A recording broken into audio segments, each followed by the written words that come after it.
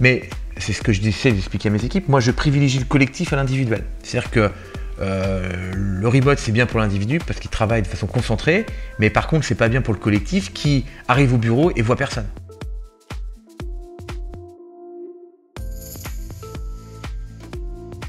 Et tout à l'heure, tu m'as dit qu'il y avait 2 personnes qui étaient parties parce qu'ils voulaient rentrer dans leur pays. Ouais. Et à ces personnes-là, tu leur as proposé de faire du remote potentiellement depuis leur pays ou c'est quelque chose que tu veux pas faire? Alors, je le fais pas. Je le fais pas parce que, en fait, il y a le cas d'une Italienne qui a voulu partir, rentrer dans son pays. On lui a proposé du remote parce qu'on vraiment l'adorait, on voulait trop qu'elle reste et tout. Donc, on a proposé, mais on propose pas plus de 6 mois. Parce que le remote, donc elle a fait 6 mois de remote, puis après elle est vraiment partie. Parce que le remote, si tu veux, au bout d'un moment, tu perds la culture d'entreprise, tu es déconnecté, on vit un truc intense. Tous les jours, ça change, tous les jours, il y a des nouveautés, tous les jours.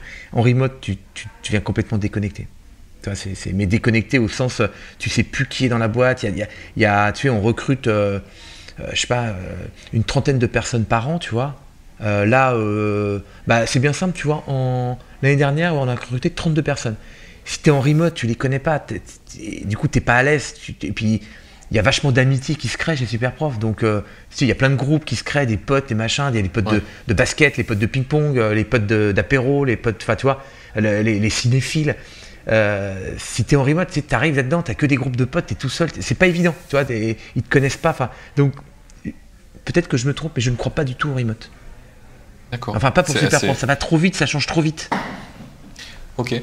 Alors, moi, du coup, je suis un très très grand défenseur du remote, mais je pense que c'est comme ce qu'on disait tout à l'heure pour les levées de fonds, il y a des boîtes qui sont faites pour, il y a d'autres qui ne sont pas faites pour. Ouais. Et puis, comment tu as construit Superprof, effectivement, il y a un avantage qui est génial de venir au bureau, c'est toute l'effervescence que tu y vois. Et exactement. Maintenant, si quelqu'un voudrait faire du remote, les 3/4 de la plus-value qu'il y a au bureau, en fait, il ne l'a pas. Et du coup, il est super exclu, quoi. Donc peut-être si ta boîte, depuis le départ, elle avait été construite en remote, bien sûr, ça aurait du sens de le continuer. C'est sûr. Mais le mix des deux, en général, est très, très nul pour les deux parties. Alors, je ne suis pas anti-remote, hein. Je suis anti-full remote.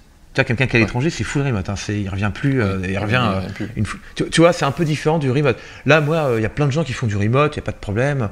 Tu vois, même si moi, je suis tout le temps au bureau parce que c'est plus simple pour moi. Ça va plus vite, tout va plus vite quand tu es au bureau et que tu vois les gens. Et puis, je suis très bien au bureau. Mais je ne suis pas anti-remote, tu vois. Quoi. Ouais, voilà. Donc, il y a des gens qui en font un petit peu, mais voilà, ils reviennent. Tu vois, ils en font une journée par semaine. Parce qu'ils ont un truc à faire. Le remote, c'est très performant pour l'individu. C'est-à-dire que l'individu, il est chez lui, il travaille sur un sujet, il est ultra concentré, il peut vraiment déplier, il peut avancer. Tu vois, tu fais de l'excellent travail quand tu es au remote. Au bureau, tu es un peu plus dérangé. Tu as tous les jours, tu as un mec qui va venir. Tiens, tu as une seconde, tu as 2 minutes, je peux te parler de ça, je peux te montrer ça. Tiens, tu me valides ça. Enfin, tu es un peu plus sollicité. Donc, si tu veux faire un travail individuel excellent, très concentré et performant, le remote marche très bien.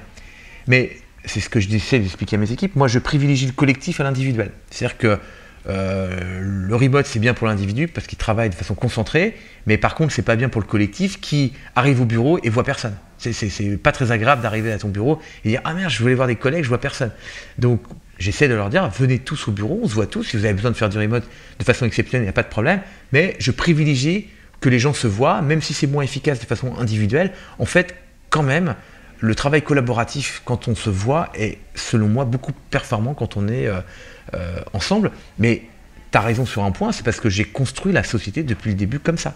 Si je l'avais construite différemment avec que du remote, et voilà, aujourd'hui je te dirais, non, on est très efficace en remote parce que ça fait 7 ans qu'on travaille comme ça et qu'on a l'habitude et qu'il n'y a pas de sujet, quoi. Mais nous, on a appris à travailler différemment. Seraient faits pour ça, toutes tes manières de travailler, toutes les habitudes de la boîte, en fait, seraient logées dans ça. Donc forcément, ça serait plus optimisé le remote que le sur place. Du coup, pour motiver les gens, comme il y aura une culture d'entreprise qui serait moins forte, du coup, j'aurais mis en place d'autres outils. Enfin, tu vois, j'aurais repensé. Moi, j'ai créé Superprof et toute la motivation, toute l'expérience, tout le partage autour justement d'un lieu déjà. Donc un lieu physique. Donc là, les bureaux, qu'on appelle notre ambassade. Donc notre ambassade, si tu veux, elle est déjà là pour fédérer. Donc si tu veux, elle est pas faite pour le remote. Sinon, je prenais pas des bureaux dans le 10e arrondissement de 1000 mètres carrés où je payais une blinde de loyer, refait par un architecte avec des tireuses à bière à disposition. Tu vois, je faisais autre chose, enfin, tu vois, donc tu vois, voilà. Je suis d'accord avec toi. Le seul point où je suis pas d'accord, c'est que tu as dit qu'en remote, on aurait potentiellement une moins bonne culture d'entreprise, moins forte. Je pense que tu peux en avoir tout autant, c'est juste que tu mets les efforts de manière différente pour y arriver. C'est juste une question de comment tu le fais. Encore une fois, je parle de quelque chose que je ne connais pas trop parce que je ne le fais pas, tu vois. Moi, écoute, je suis un peu à l'ancienne, j'ai besoin de sentir les gens. Alors là, avec le Covid, ça a été horrible parce qu'on a mal vu, mais tu vois, j'ai besoin de les voir. Les moments de partage que tu as en physique, c'est quand même beaucoup plus intense que même les moments de brainstorming, tu vois, que tu fais après le bureau. Enfin, tout ça, c'est des moments qui sont difficiles à reproduire, je trouve, en remote. Bon. Oui. En général, de toute façon, il n'y a aucune boîte que je connais qui est saine, qui fonctionne bien, qui ne voit jamais les gens. À un moment donné, tu fais des retraites, un peu comme tu fais pour vraiment pouvoir se prendre dans les bras, tu vois, rien que ça c'est bien d'avoir du contact aussi. C'est une vraie valeur, bien sûr, je suis d'accord. Carrément. Mais oui, après, il n'y a aucune boîte qui fait full remote sans jamais se voir. Je pense que c'est un peu dur, il te manque. On est quand même des humains, des êtres réels. On ne vit pas encore dans le métaverse. C'est un peu nécessaire. Mais oui, je pense que tu construis les choses différemment pour y arriver.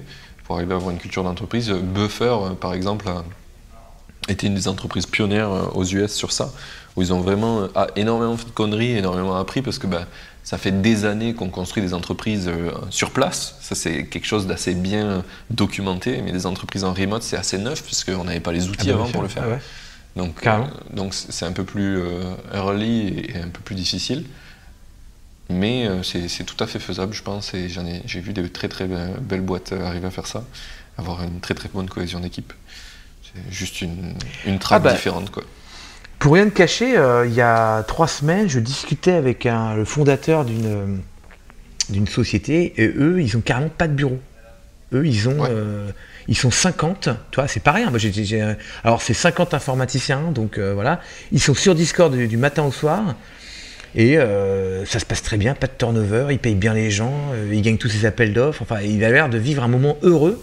Alors de temps en temps ils font effectivement des séminaires, des choses comme ça où ils se retrouvent et tout, et c'est très rigolo. Mais le mec il a carrément pas de bureau, quoi. Alors ça c'est très exotique pour moi. Mais tu vois, après c'est des développeurs. Alors, nous on a beaucoup de développeurs aussi qui sont en full remote. Ils sont sur Discord et ça se passe très bien, tu vois.